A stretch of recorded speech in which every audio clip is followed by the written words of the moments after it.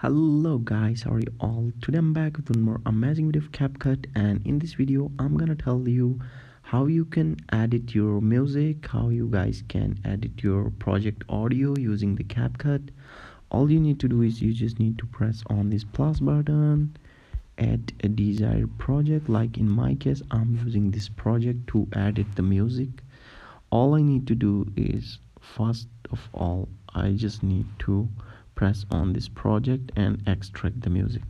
This is the first step. The first step is to extract the music. After that, I can split the audio of this project into different parts. I can delete that if I don't want that specific music in my project.